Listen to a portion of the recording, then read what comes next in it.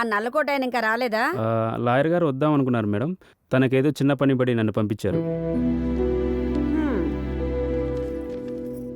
ఏం పేపర్లు అవి? ఆస్తి మొత్తం రాసేసానురా. ఎవరికి అత్తయ్య గారు? ఈ ఇంట్లో సవ్యంగా నడుచుకునేది ఒక్కళ్ళే, వాళ్ళ పేరు మీద రాసేసాను. అంటే నేనా బామ్మ? నోరు మీవే అక్కుపక్షి. నా బంగారు తల్లి అంజలి పేరు మీద రాశాను. ఎంత మంచి పని చేసావు నానమ్మ.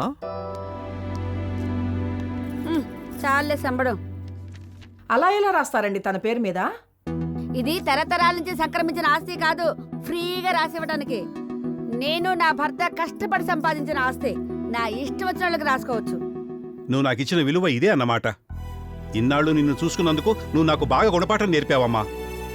నాకు తెలుసురా, మీరంతా ఈ ఆస్తి కోసమే కాసుక్కుతున్నారని. అమ్మా అంజలి, వచ్చి ఈ పేపర్ల మీద సైన్ చేయి. ఎందుకు నానమ్మ ఇలా చేసా? అక్క, ఫస్ట్ టైం బామ్మ మంచి పని చేసింది, నువ్వు వచ్చి సైన్ చే.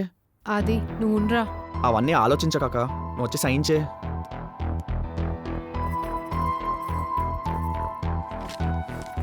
పెన్ను.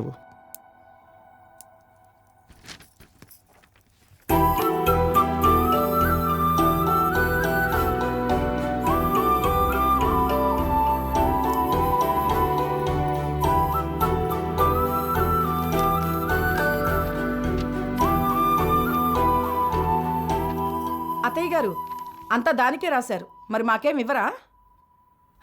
మరి నాకేం రాసిచ్చారు? నీకెందుకు ఇస్తారు? నువ్వు మా అమ్మ మొదటి భర్త కూతురువి. ఏంటి మీరందరూ ఒక తల్లి పిల్లలు కారా? ఆగండి, నేను మీకు మొత్తం అర్థమయ్యేటట్టు చెప్తాను.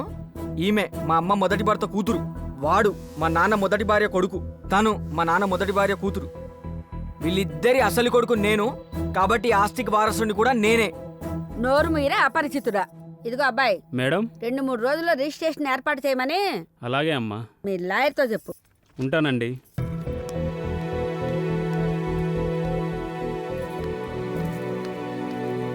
హలో కళ్యాణ్, ఆస్తి మొత్తం అంజలికి రాసిచ్చేసింది. ఇంకెవరు? మా 100 బామ్మ. అంజలి, ఆ? అవి ఇస్తావా? వస్తున్నానండి.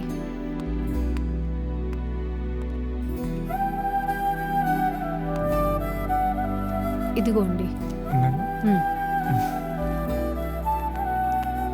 అక్క, అది నాకు కూడా 20,000 క్యాష్ కావాలి. 20,000?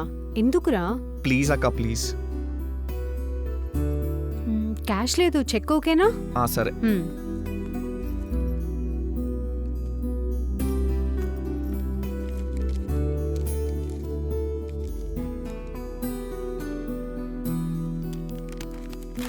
థ్యాంక్ యూ అక్క.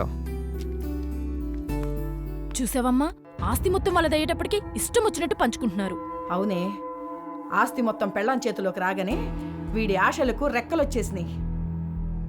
అయినా ఈ ఆదిగాడికి 20,000 అవసరం ఏమొచ్చిందో. ఇలాగే జరిగిందనుకో, లాస్ట్కి మనకు మిగిలేదు చిప్పే.